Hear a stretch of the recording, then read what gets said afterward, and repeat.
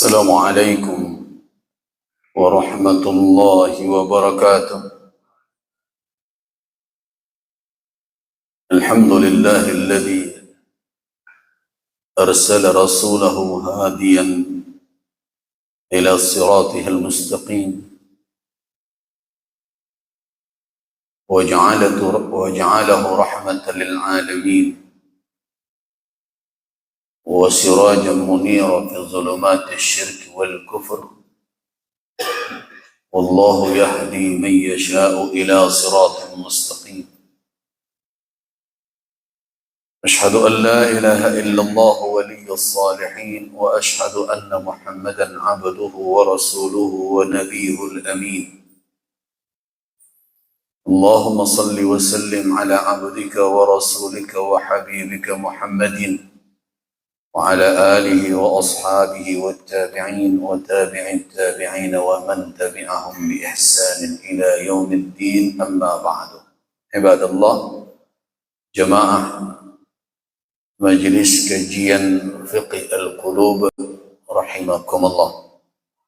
Mengawali majlis kita pada senja hari ini sebagai kelanjutan dari pembahasan kita tentang al-firar ila Allah, yaitu lari kepada Allah Azza wa Jal, dan ibadah yang kita lakukan merupakan sarana untuk kita lari dan kembali kepada Allah Azza wa Jalla.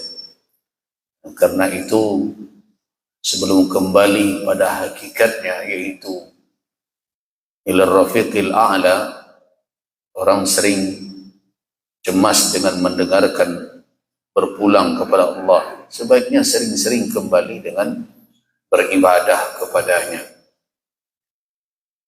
Nah, kajian kita pada pekan yang lalu kita sampai pada derajat yang kedua tentang al-firar, yaitu lari kepada Allah Azza wa Jal, di mana orang yang lari kepada Allah itu terbagi kepada 3 tingkatan. Tingkatan pertama adalah firaru minal jahli ilal ilmi aqdan wa sa'ya, lari dari kebodohan kepada ilmu pengetahuan, baik dalam bentuk komitmen akad, berkomitmen dengan diri sendiri dengan Allah Azza wa Jal, wa sa'yan, dan berikhtiar, berusaha untuk itu. Ini adalah derajat pertama atau martabat pertama, tingkat pertama. Jadi kalau ada orang mengaku hendak berjalan menuju Allah Azza wa Jal, lari kepada Allah, atau istilah lain ada juga hijrah dan sebagainya, tetapi tidak mau meninggalkan kebodohan dan tidak mau hadir di majlis-majlis dia mendapatkan ilmu pengetahuan, orang itu berarti bohong dengan pernyataannya. Nah, sekarang kita lanjutkan tingkat yang kedua, yaitu firar minal khabari ila syuhud. Nah, ini kajian kalau kecil orang agak bertanang awak untuk memahaminya. Lari dari khabar kepada syuhud, kepada kesaksian. Ini apa pula ni? Nah, untuk memahami tingkat kedua ini, mari kita perhatikan firman Allah Subhanahu wa taala dalam surah Al-Baqarah ayat yang ke-260. Ini kisah Nabi Ibrahim alaihissalam. Dalam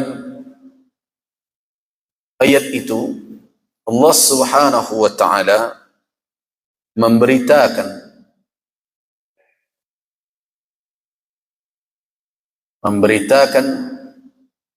bahwa Nabi Ibrahim pernah bermohon kepada Allah Subhanahu wa taala. Kita bacakan ayat tersebut. Wa idh qala Ibrahim Rabbi arini kaifa tuhyil mauta qala awalam tu'min qala bala walakin liyatma'inna qalbi qala fakhudh arba'atan minat tayri fasurhunna ilaika thumma ja'al ala kulli jabalin minhunna juz'a thumma du'uhunna ya'tinaka sa'ya wa'alam anna allaha azizun hakim. Sadaqallahul azim. Wa idh qala Ibrahim, tatkala Ibrahim berkata, bermohon kepada Allah Subhanahu wa taala, Rabbi, wahai Rabbku, arini, perlihatkanlah kepadaku, kaifa tuhyil mauta, bagaimana engkau menghidupkan yang mati. Nabi Ibrahim alaihissalam meminta kepada Allah agar Allah memperlihatkan kepadanya kaifa, bagaimana cara Allah menghidupkan yang mati. Qala, apa jawaban Allah Subhanahu wa taala kepada khalilnya Ibrahim alaihissalam? Awalam tu'min? Apakah engkau belum beriman wahai Ibrahim? Makanya engkau meminta pembuktian seperti itu. Apakah engkau belum beriman? Beriman di sini dalam makna tentu bukan beriman dalam makna tidak mempercayai adanya Allah Azza wa Jalla. Tapi apakah engkau masih sangsi bahwa Allah Subhanahu wa taala yuhyil maut, menghidupkan yang mati? Qala bala. Kata Nabi Allah Ibrahim alaihissalam, tentu sudah. Jadi rupanya tidak ada sanksi di dalam diri Nabi Allah Ibrahim terkait dengan imannya kepada Allah, dan termasuk Allah al-muhyi wal-mumit, Allah yang menghidupkan dan mematikan. Nah, walakin akan tetapi kenapa doa itu terlahir dari Nabi Allah Ibrahim alaihissalam? Tujuannya liyatma'inna qalbi, supaya hatiku merasakan tumakninah, ketenangan. Jadi dia bisa mendapatkan keimanan yang istiqrar, yang tenang, sehingga mudah untuk menolak berbagai pertanyaan was-was yang mungkin hadir. Allah Subhanahu wa taala qala, apa jawaban Allah? Fakhudh arba'atan minat tayri, ambillah 4 ekor burung. Nah, ambillah 4 ekor burung, fasurhunna ilaik, lalu bunuh atau sembelih burung itu. Kemudian setelah disembelih, engkau cincang dan engkau campur adukkan burung-burung tersebut yang 4 ekor itu. Kemudian fasurhunna ilaik thumma ja'al ala kulli jabalin, kemudian letakkan di setiap gunung atau bukit yang terpisah, minhunna juz'a, dari campuran burung yang telah disembelih kemudian dipotong-potong, dicampur adukkan itu. Bukan satu burung di satu bukit, tidak, tapi bercampur, bagi 4, satu bagian letakkan di puncak bukit, dan begitu juga di bukit-bukit lainnya, 4 bahagian, di mana setiap bagian itu anggota tubuh burung tersebut. Kemudian summa da'uhunna, kemudian engkau serulah 4 ekor burung itu. Ya'tinaka sa'ya, keempat-empatnya akan datang terbang kepadamu, akan berlari atau datang menemuimu, kepadamu dengan segera. Wa'alam, dan ketahuilah, annallaha azizun, sesungguhnya Allah maha bijaksana. Nah, inilah yang dimaksud dengan lari dari khabar kepada kesaksian. Selama ini iman kita bersandar kepada khabar. Yang rumitnya khabar itu bukan pula dari nas, tapi dari warisan cerita nenek moyang. Percaya malaikat nak lain, bakal percaya nenek dan ngecek cerita dulu. Khabar. Tidak sedikit keimanan-keimanan yang kita bangun ini tegak di atas cerita, khabar. Nah itulah yang selama ini yang ada pada diri banyak kita kaum muslim. Iman kita itu bersandar kepada apa? Kepada katanya. Sehingga mudah pula dimasuki oleh berbagai katanya. Lihat dah betapa mudahnya orang percaya dengan berbagai macam hantu-hantuan, pocong-pocongan, keyakinan-keyakinan seperti itu berlandaskan kepada khabar tanpa kita bisa verifikasi itu sahih atau tidak sahih.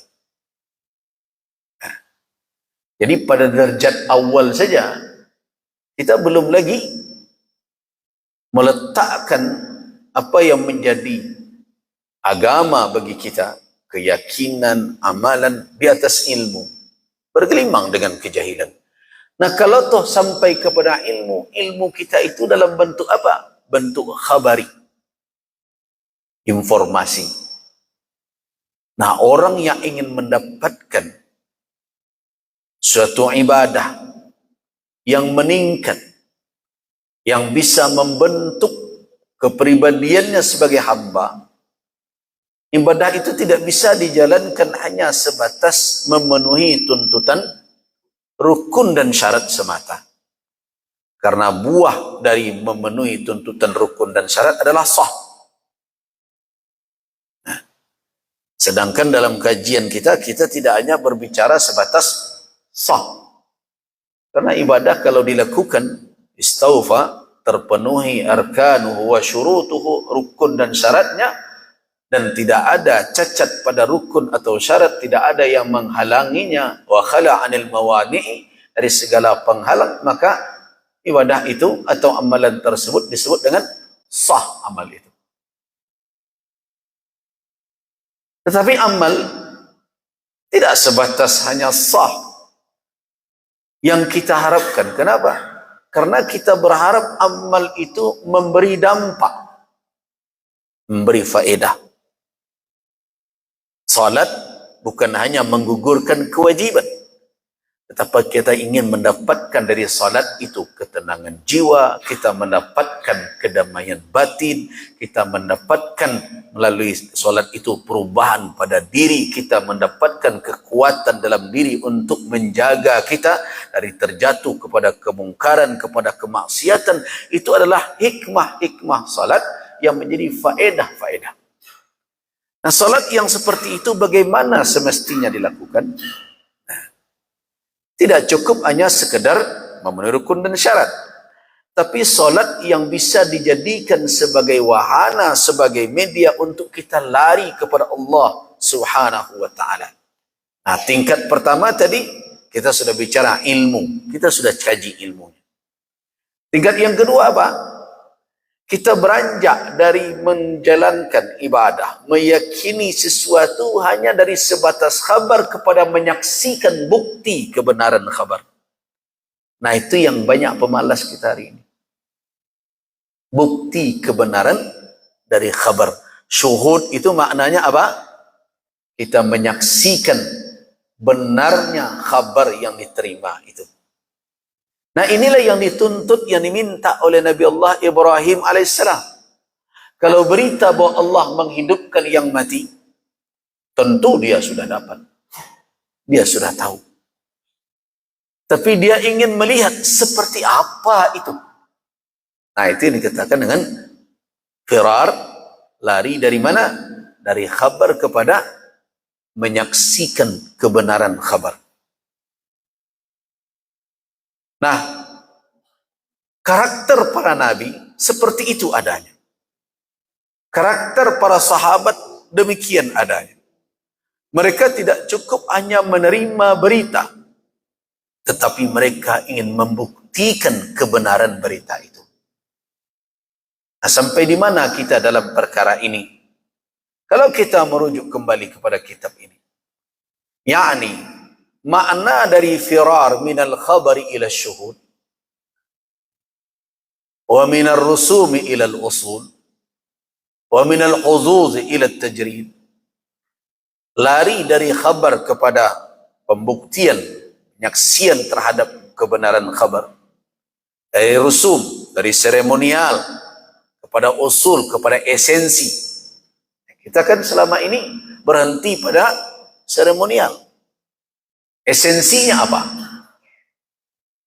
Kemudian minal huzuz ila tajrid, dari berbagai kepentingan ini dan itu kepada tajrid, betul-betul melepaskan diri dari segala tujuan-tujuan itu hanya lillah.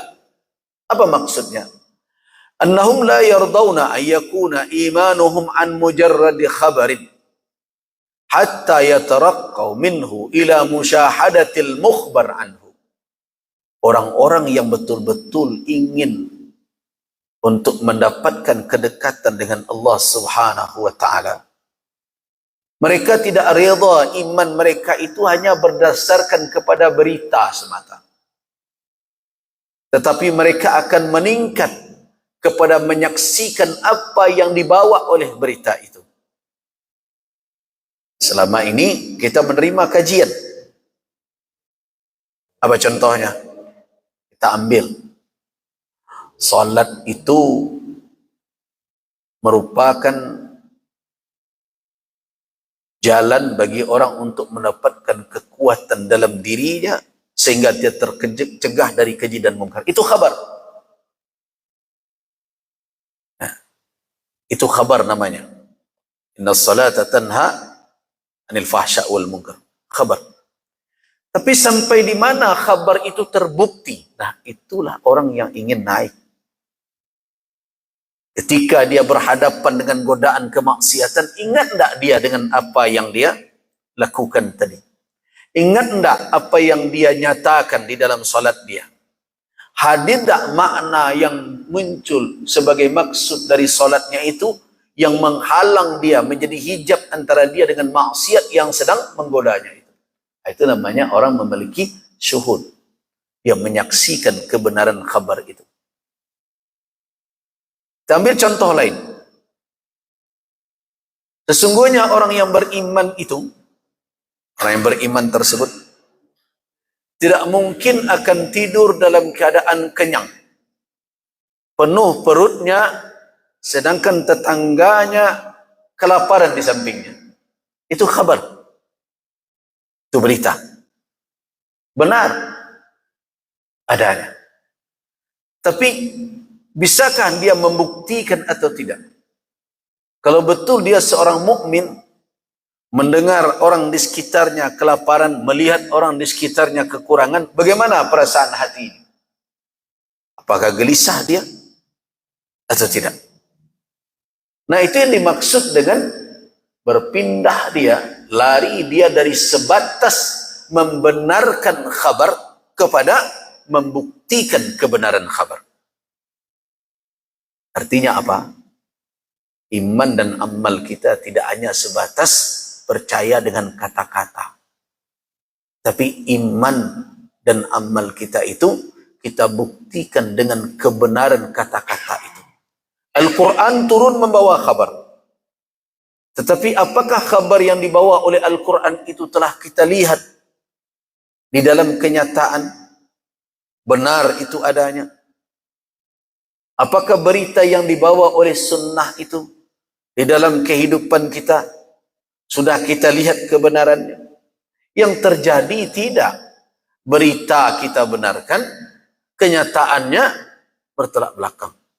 Nah, itulah yang sering terjadi. Kita ambil contoh. Seorang mukmin itu tidak akan mudah saja untuk menuduh saudara-saudaranya yang beriman dengan berbagai macam tuduhan yang tidak baik. Karena pada asalnya mukmin itu baik. Itu kabar. Tapi dalam kenyataan apakah itu disaksikan? Faktanya begitu rapuh hubungan antara orang yang beriman hari ini. Kadang perkara-perkara kecil, masalah-masalah ikhtilaf membuat orang berjarak hati, membuat orang menjadi terputus hubungan ukhuwahnya satu sama lain. Padahal masalahnya masalah khilafiyah misalnya. Nah, berarti khabar-khabar yang selama ini kita akui kebenarannya, Al-Quran yang sering ditutup dengan kalimat sebagai pernyataan, walaupun tidak ada secara spesifik Nabi menyuruh kita setelah baca Al-Quran itu sadaqallahul azim. Tapi ulama, di antara ulama membolehkan dengan mengambil isyarat dari Al-Quranul Karim, dan begitu juga sebagai suatu ungkapan atas kebenaran ayat tersebut, kita baca sadaqallahul azim. Tapi apakah membenarkan khabar hanya dengan mengakui kebenaran kandungannya, tapi dalam kenyataannya kita tidak menyaksikan apakah yang benar di dalam Al-Quran itu betul-betul terwujud atau tidak? Nah, orang yang ingin naik tingkatannya mendekat kepada Allah sudah harus keluar dari hanya membenarkan berita kepada membuktikan kebenaran berita. Nah, ini yang dimaksud ketika Nabi Ibrahim alaihissalam meminta kepada Allah, arini kaifa tuhyil mauta, perlihatkan kepadaku ya Allah bagaimana engkau menghidupkan yang mati. Ketika Allah tanya, belumkah engkau beriman? Kata Nabi Ibrahim alaihissalam, bala, sudah ya Allah. Terus kenapa itu diminta? Liyatma'inna qalbi, supaya hatiku lebih tenang. Nah, itu dikatakan iman meningkat, kedekatan semakin menghampir kepada Allah subhanahu wa ta'ala. Jadi jangan biarkan iman dan amal kita hanya sekedar mendengarkan alasan, tapi kita tidak membuktikan kebenaran alasan. Nah, kita ambil contoh lain. Mari kita lihat kisah Nabi Musa alaihissalam. Nah, kisah Nabi Musa. Nabi Musa alaihissalam berkata kepada Allah, perhatikan firman Allah subhanahu wa ta'ala, ayat 143 dalam surat Al-A'raf.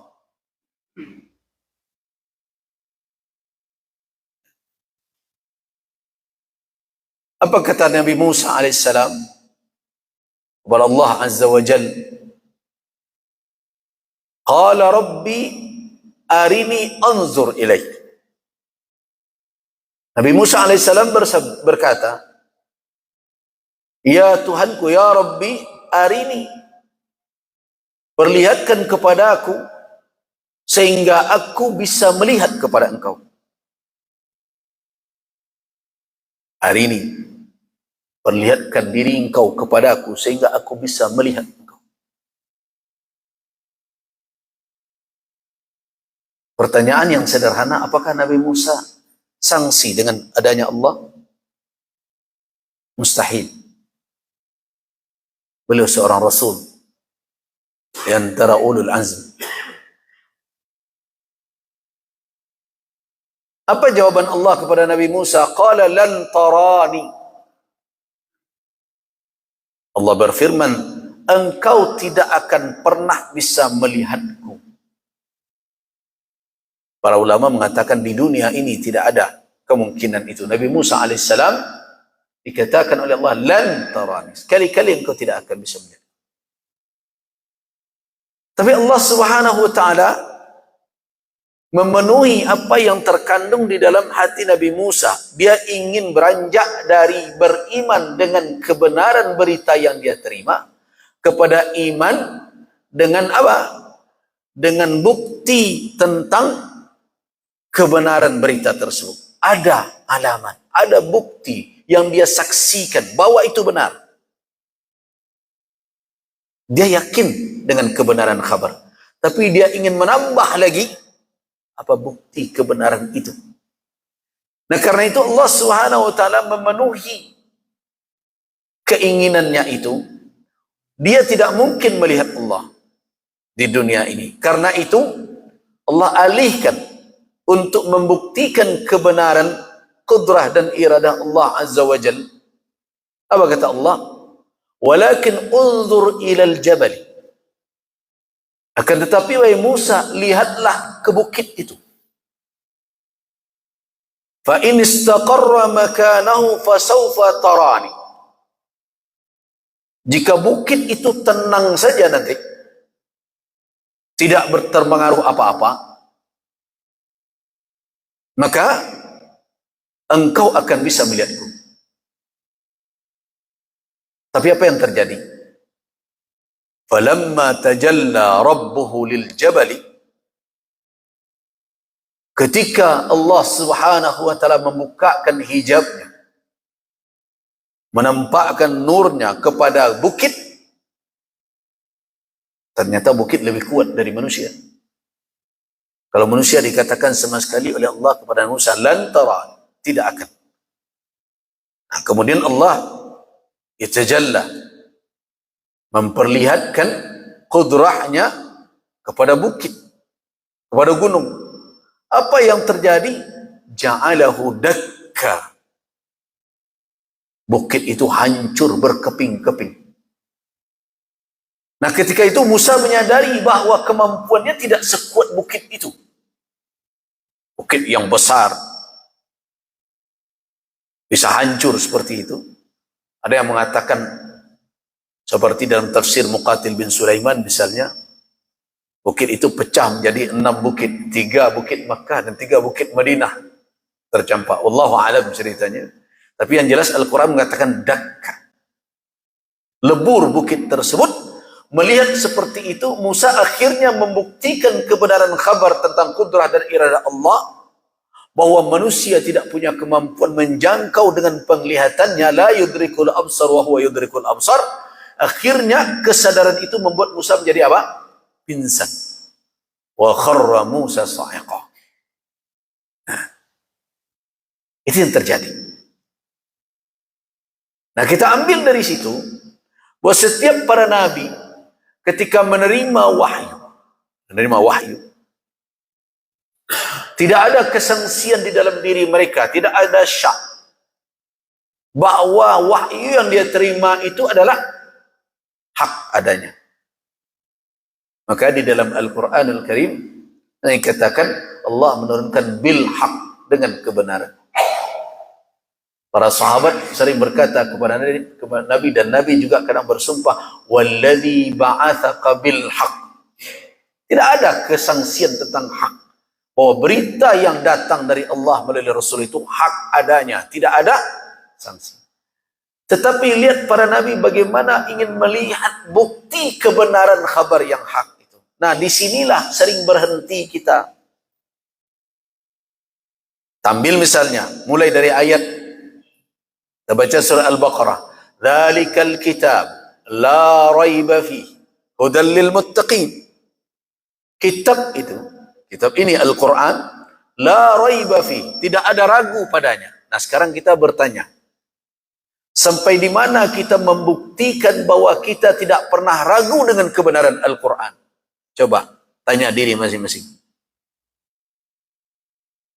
Jangankan membuktikan, muka sulit saya tak jalan doa. Membaca kan anda lurus. Ini kan persoalan kita. Jadi iman kita itu kenapa mudah dimasuki oleh khurafat? Karena iman kita itu hanya berdasarkan kepada kabar yang datang. Itu pun tidak terverifikasi dengan ilmu. Kalau kita periksa keimanan bagian kita, betapa banyak hal-hal yang terkait dengan iman kita amini hanya dengan cerita masa lalu.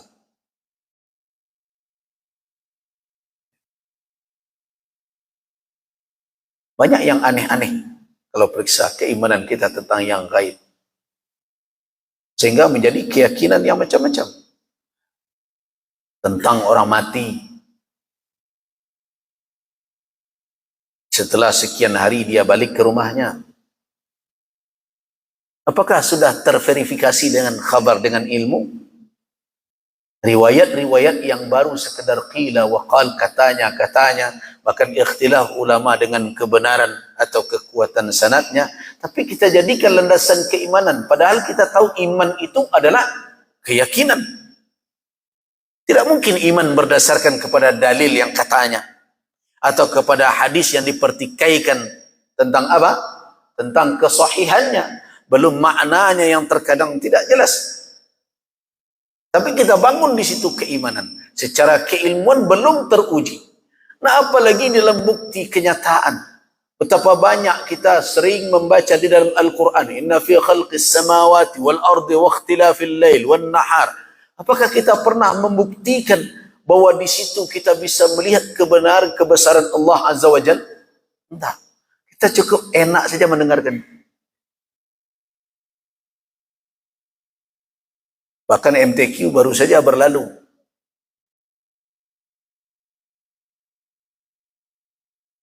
Ketika membaca surat An-Nur, membaca surat Al-Ahzab, bagaimana petunjuk untuk wanita agar menjaga diri, berpakaian yang jangan mengundang fitnah. Tapi kenyataannya yang mendengarkan, sudah mendengar ayat itu, dia baca Sadaqallahul Azim. Tapi dalam kenyataannya apakah dia buktikan kebenaran itu? Tidak. Dia baca misalnya ayat tentang riba. Allah Subhanahu wa taala mengumumkan perang kepada orang yang masih tidak mau meninggalkan riba. Fa'dhanu. Tapi apa yang terjadi di dalam kenyataan? Apakah dia meninggalkannya? Tidak. Dia terima riwayat, man ghasyana falaysa minna. Siapa yang menipu kami bukan bahagian dari kami, kata Nabi.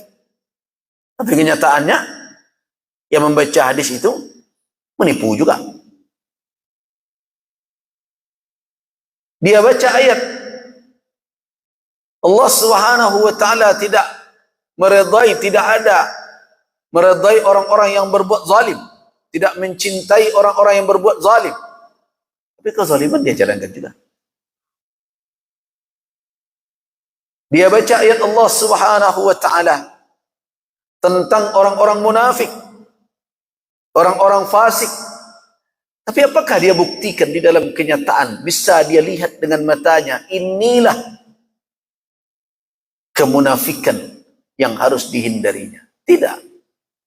Nah, orang yang ingin mendapatkan kedekatan dengan Allah Subhanahu wa taala tidak hanya berhenti pada batas percaya dengan kebenaran berita, tapi ingin membuktikan kebenaran berita itu di dalam kehidupan dia. Nah, inilah makna dasar dari hadis. Hadis yang diriwayatkan Umar bin Al-Khattab, hadis masyhur dan sahih itu.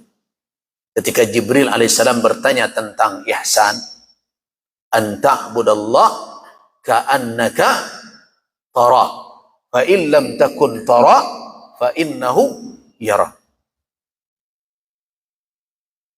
Hendaklah engkau beribadah menyembah Allah seolah-olah engkau melihatnya.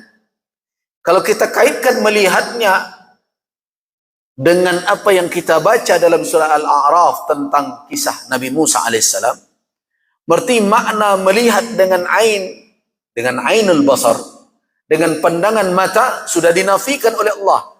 Bahkan Nabi Musa alaihissalam dikatakan lan tarani, engkau tidak akan bisa melihat. Kenapa? Tidak ada kemampuan manusia di dalam kehidupan dunia ini melihat Allah dengan matanya. Tapi kita yakin bahwa kelak di akhirat kita bisa melihat Allah Azza wa Jalla. Tapi untuk di dunia tidak. Nabi Musa alaihissalam seorang nabi, rasul, beliau sudah dikatakan oleh lan taran. Tidak ada kemampuan kita untuk memikul beban beratnya melihat Allah Azza wa Jalla. Kenapa? Karena Allah Subhanahu wa taala dengan segala kesempurnaannya tidak akan terjangkau dengan mata kita yang lemah ini. Jadi kalau difahami ayat tersebut, difahami hadis tadi, engkau hendaklah beribadah kepada Allah seolah-olah engkau melihatnya. Makna melihat di situ tentu tidak mungkin seperti melihat yang diinginkan oleh Nabi Musa di awal. Kenapa? Karena ketika Allah yatajalla, memperlihatkan kudrahnya, nurnya kepada bukit saja sudah hancur lebur, apalagi mata manusia. Nah, tetapi kenapa Nabi katakan ka'annaka tara, seolah-olah engkau melihatnya? Apa yang dilihat? Nah, ini yang dikatakan oleh ulama dengan apa? Dengan syuhud. Orang melihat bukti kebenaran Allah Azza wa Jalla. Itu salah satu. Nah, orang yang salat, kalau kita bawakan secara khusus, mestinya dia menyaksikan kebenaran hakikat dari salat itu. Bahwa salat itu adalah munajat dengan Rabbul Alamin. Tidak dia batasi fikiran dia, hati dia, berhenti pada arti dari kalimat yang dibaca. Tapi dia melangkah kepada membuktikan kebenaran dari kalimat-kalimat yang dia baca itu. Berbeda. Orang mengatakan sesuatu yang dia tidak tahu kebenarannya berbeda posisinya dengan orang yang mengatakan sesuatu dia tahu kebenaran.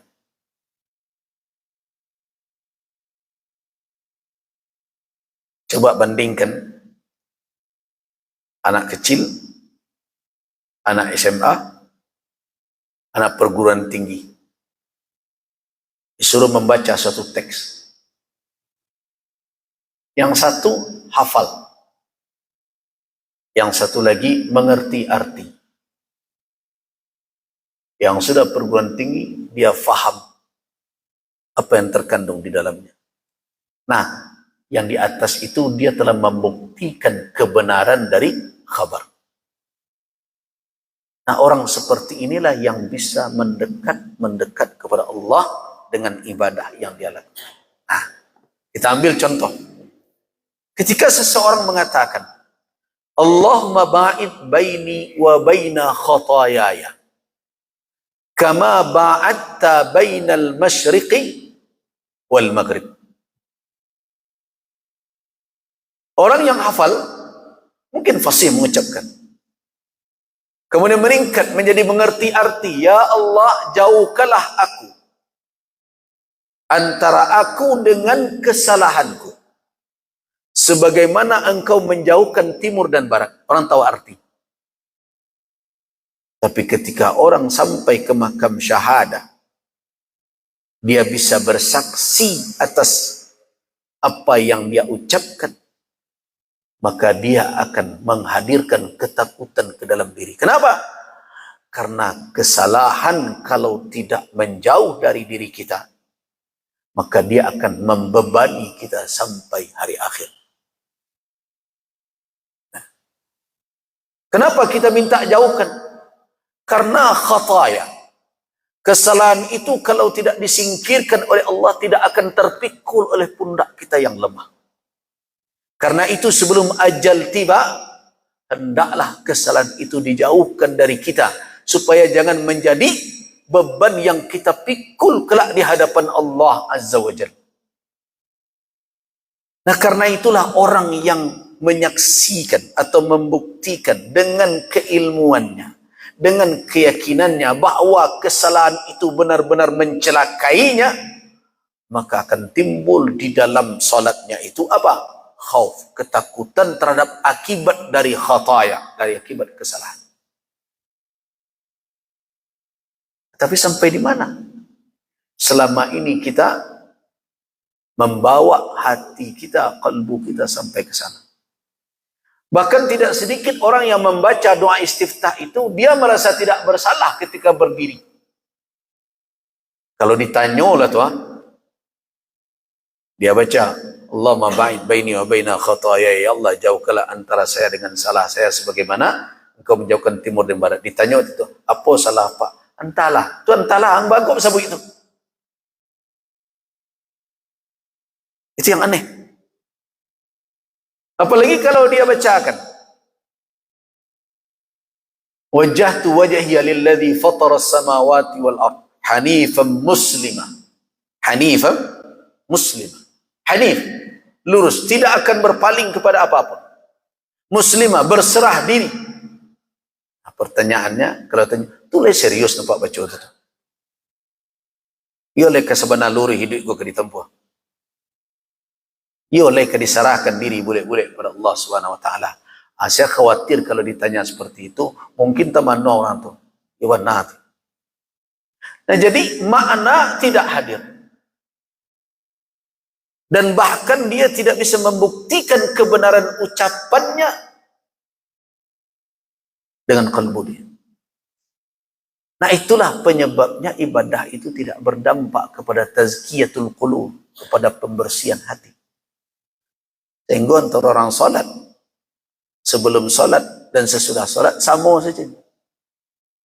Jadi jangan heran kalau tadi dia mengatakan hidup dan matinya untuk Allah, tapi setelah salat dia hanya berpikir hidupnya untuk dunianya, hidupnya untuk tujuan pangkatnya, hidupnya untuk segala hal yang bersifat sementara. Kenapa? Karena dia tidak percaya sebenarnya, tidak membuktikan kebenaran yang diucapkannya. Nah, sama dengan orang di dalam kehidupan. Sering bercerita A, B, C, D. Ketika ditanya benarkah itu? Ambo cerita orang kan ada P. Nah, berarti secara ilmu belum terverifikasi. Buktinya belum dia lihat. Itu yang dikatakan dengan kalau orang ingin mendapatkan tingkatan berikutnya untuk mendekat kepada Allah, dia tidak boleh berhenti cukup saja dengan iman dia sebatas bersandar kepada berita. Tetapi dia harus melangkah membuktikan kebenaran berita itu. Jadi kalau Allah Maha Berkuasa, betul dia renungkan, dia saksikan ayat-ayat yang membuktikan kudrah dan iradah Allah Azza wa Jalla.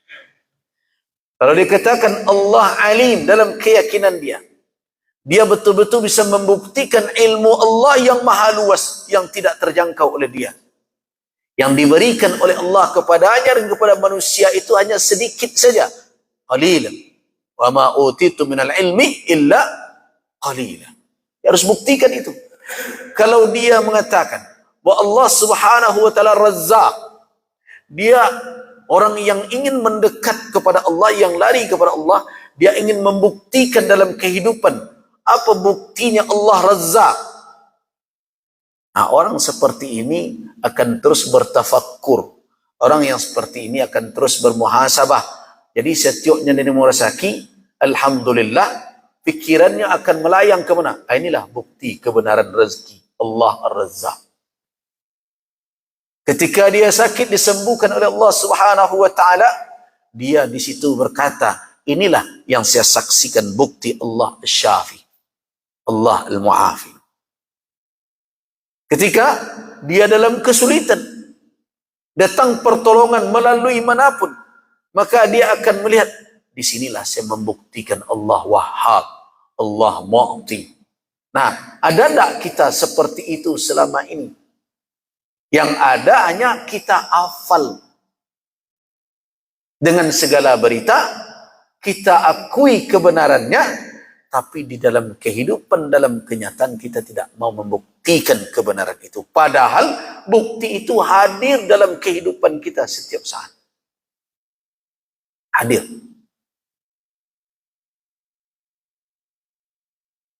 Saya ambil satu contoh. Betapa orang berusaha untuk menghina kita.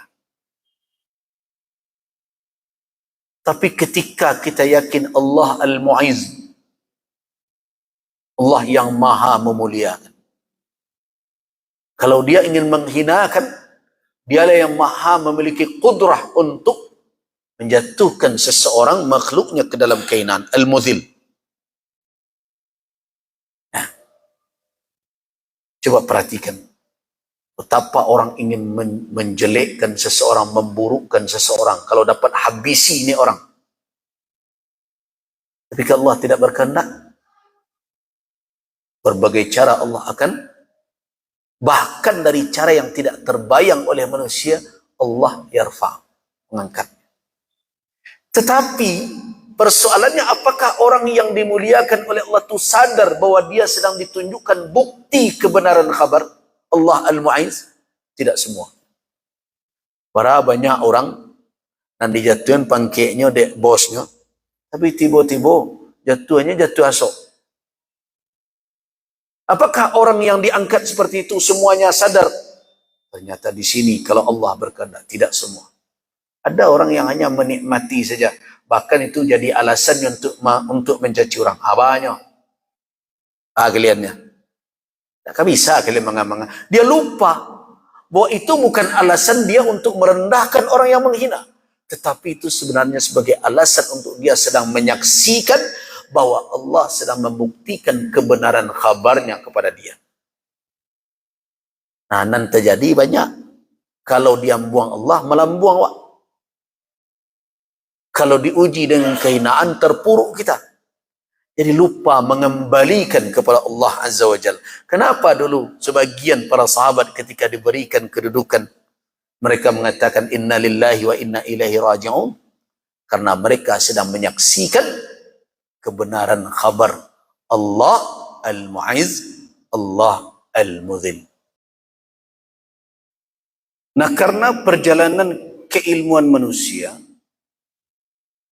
mulai dari dia tinggalkan kejahilan kepada ilmu sehingga dia mendapatkan berita yang benar tentang hal-hal yang harus dan perlu dia ketahui, tidak lagi berdasarkan kepada kabar-kabar yang tidak benar.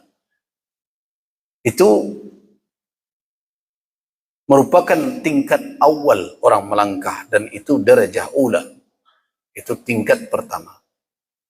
Yang kedua adalah dia buktikan kebenaran berita tersebut. Ini tingkat yang kedua. Dan yang ketiga nanti dia akan pergunakan, akan dia manfaatkan. Nah, kita ambil contoh yang lebih memudahkan. Seseorang mendapat kabar bahwa ada binatang buas yang disebut harimau. Dia pemangsa, pemakan daging, dan bila berhadapan dengan manusia, itu berkemungkinan dia akan menyerang manusia tersebut. Itu kabar yang sahih. Dia verifikasi, dia tanyakan kemana-mana. Akhirnya dia dapat secara ilmu bahwa ini adalah binatang buas yang berbahaya. Nah, sampai di situ orang tersebut sampai pada apa? Pada level yang pertama yang disebut dengan ilmu yakin namanya. Ilmu yakin. Karena dia sudah lakukan verifikasi, tanya si batu orang yang ahli benar. Secara keilmuan dia yakin kebenaran itu. Tetapi dia belum pernah melihat harimau. Apakah ia berbahaya atau tidak? Nah, maka dalam suatu kesempatan, ini umpama dia datang ke kebun binatang dan dia melihat harimau sedang diberi makan. Apa yang dia lihat? Begitu tajam taringnya, begitu ganas dan buas. Nah, pada waktu itu dia sampai pada tingkatan ilmu yang kedua yang disebut dengan ainul yaqin.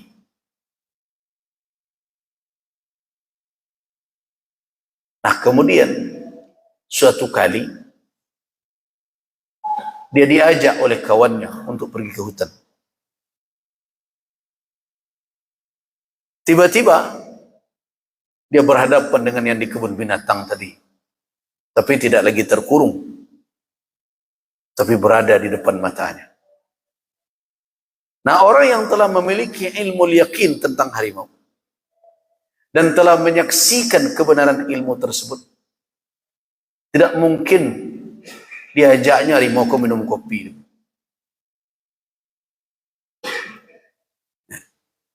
Ini berbahaya. Ketika harimau itu membukakan mulutnya, memperlihatkan taringnya, dia sudah tahu ilmu harimau tidak mengajaknya bercanda. Tapi dia sedang dipandang sebagai mangsa kalau dia tidak hati-hati. Nah, langkah yang akan diambil apa? Dia akan berusaha menyelamatkan diri. Nah, itulah tingkat yang ketiga yang disebut dengan apa? Disebut dengan haqqul yaqin. Jadi ketika kita baca surat At-Takasur, kalla sawfa ta'lamun, thumma kalla sawfa ta'lamun, kalla law ta'lamuna ilmal yaqin, la tarawunnaha ainal yaqin, thumma la tarawunnaha, terus sampai ke tingkat haqqul yaqin. Nah, proses itulah yang dilalui sebenarnya hendaknya di dalam ibadah kita. Solat kita itu harus beranjak dari ilmu yakin kepada ainul yakin dan kepada haqqul yakin. Nah, orang yang sampai ke tingkat haqqul yakin dalam ibadahnya itulah yang ibadah ini berdampak ke dalam kehidupannya sehari-hari. Sebab kenapa? Kalau orang hanya mengakui atau membenarkan sekedar informasi yang dia dapat, lihatlah betapa banyak orang yang tahu bahwa korupsi itu merusak masyarakat, tapi tetap menjalankannya. Jangan dikatakan para koruptor tidak tahu wah ini menimbulkan mafsadat. Jangan dikatakan orang-orang yang menebang-nebang hutan. Nah, sekarang kalau memang betul selama ini ilmu orang yang merambah hutan itu batasnya baru ilmu yakin, di dalam teorinya bahwa hutan yang digundulin tidak akan bisa lagi menyerap air. Apabila hujan turun maka tidak akan tertahan, maka hujan akan terus dan akan mengakibatkan banjir dan dampak. Selama ini dalam ilmu banyak di buku-buku. Kalau ditanya kepada orang-orang itu, dia katakan, ini benar. Ini suatu ilmu yang berharga, yang perlu kita baca, kata dia. Yang perlu kita baca. Nah itu, ini apa? Ini sudah berdasarkan penelitian ini sudah keluar di jurnal ini, jurnal itu. Tapi baru sebatas ilmu yakin.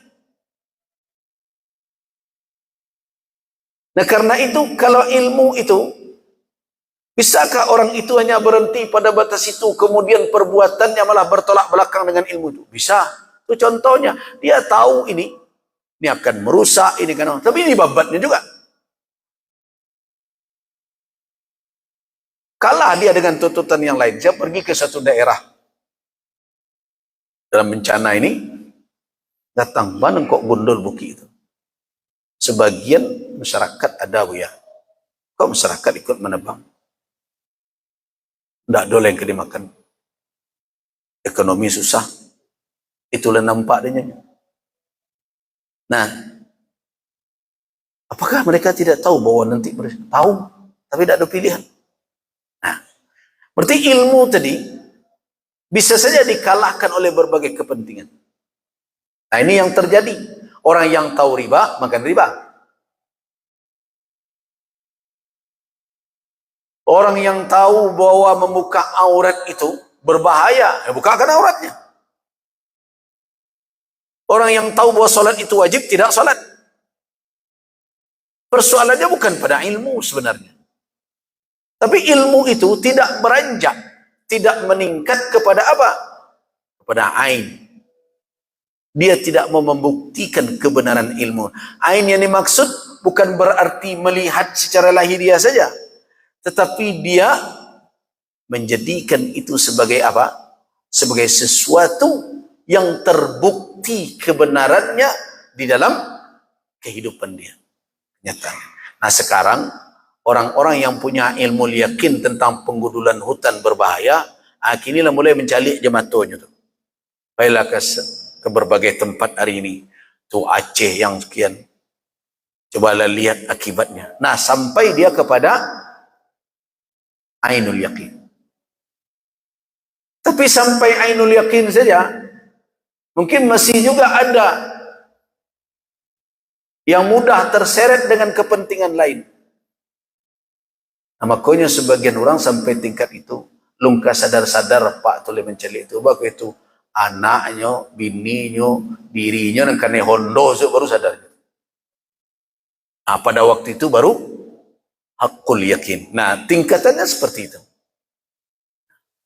Jadi kalau orang ingin beribadah, mendapatkan buah dari ibadah, salah satunya adalah kebersihan hati. Dia beribadah hendaknya minimal sampai pada ainul yakin. Tidak cukup hanya dengan meyakini kabar kebenaran. Kita baca ayat Alhamdulillahi Rabbil Alamin. Kita tahu artinya, segala puji bagi Allah, Rabb semesta alam. Tapi kalau nak dipuji orang, ada singgung. Lupa dalam penghormatan dicatat di orang. Sabutnya pun yang terhormat dalam pidato. Padahal kita baca Alhamdulillahi Rabbil Alamin. Segala puji hanya untuk Allah Subhanahu wa taala. Pujian manusia tidak akan menambah kemuliaan kita. Karena siapa yang menginginkan kemuliaan Allah Subhanahu wa taala yang memiliki semuanya. Nah, gitu juga kita baca Maliki Yaumiddin atau Maliki Yaumiddin. Kita tahu artinya. Tapi apakah bisa kita menjadikan arti itu terbukti dalam kehidupan kita? Bahwa al-mulku, seluruh kekuasaan itu Allah yang punya. Jangankan kekuasaan, pemilik yang mengaku pemilik kekuasaan di dunia ini juga dimiliki oleh Allah. Para raja, para penguasa. Karena itu kalau kekuasaannya hendak diambil oleh Allah, siapa yang bisa menghalang? Jangankan kekuasaannya, dia yang mengaku pemilik kekuasaan itu tidak bisa bertahan. Nah, ada enggak kebenaran itu terbukti di dalam diri kita ketika kita membaca itu? Nah, itulah yang dimaksud dengan ka'annaka tarahu tadi. Artinya kalimat kita, perbuatan di dalam solat kita tidak cukup hanya sebatas kita lakukan karena kita percaya dengan dalil. Tapi karena apa? Karena kita percaya dan telah membuktikan kebenaran dalil. Nah, disitulah stagnan, terhentinya ibadah kita selama ini. Jadi ibadah awak selama bakok solat, ya kan surah Al-Quran aqimus solat. Itu kan kewajiban tu 5 kali sehari semalam. Nah, sebatas itulah kita hari ini melakukan solat. Tapi apakah kita mau melangkah bahwa solat yang saya lakukan itu benar-benar membawa makna dan kandungan yang ada di dalam petunjuk itu? Tanha anil fahsai wal munkar. Memberikan tuma'ninah ala bidzikrillahi tatmainnul qulub. Apakah kita sudah buktikan itu? Nah, kalau tidak, berarti kita baru tingkat awal. Itu pun kalau lai dikerajokan di atas ilmu.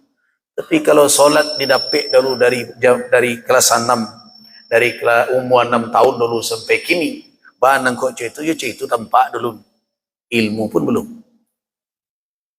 Nah, karena itu kan mudah sekali diputar-putar orang. Dulu beraja solat mereka, tu nampak lo kaji baru. Oh, nak siko bentuknya mereka. Berubahlah tu. Tiba lo ada surang agak berwibawa lo. Atau mungkin agak rancak lo sorobannya mengecek dan ikut berubah dulu itu. Kenapa? Karena dia tidak tegak di atas ilmu. Dia dasarkan amalnya kepada dalil. Nah, sampai ke batas dalil saja kita tidak mau membereskan. Kenapa? Karena kita tidak peduli dengan ilmu itu selama ini. Kita anggap itu adalah apa? Itulah saja dulu kerajaan masa itu jual lagi dikaji. Padahal dahulu tidak berdasarkan kepada khabar yang ilmu. Kita hanya baru mendapat pengajaran dasar. Karena itu tidak mengherankan. Kaifiat salat saja mesti harus kita pelajari. Kenapa seperti itu? Apa dasar petunjuknya demikian? Nah, yang sekarang kan yang terjadi, dahulu nampak ini awak menitu loh, awak buka tangan, awak buka lo tangan. Wak gari ujung jari, wak gari ujung jari. Tapi benar enggak sudah tegak di atas ilmu? Itu tingkat 1. Darajah ula, tingkat pertama. Kalau mau kita ad-darajah as-tsaniyah, meningkat, ilmu itu harus kita buktikan kebenaran. Betul enggak?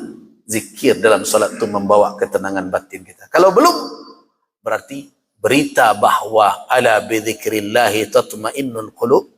Bukankah salat itu aqimus shalah li dzikri?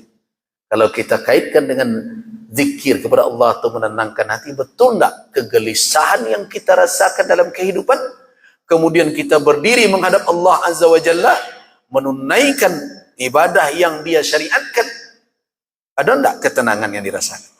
Kalau belum, atau kita tidak temukan itu, berarti kita belum melangkah kepada martabat yang kedua.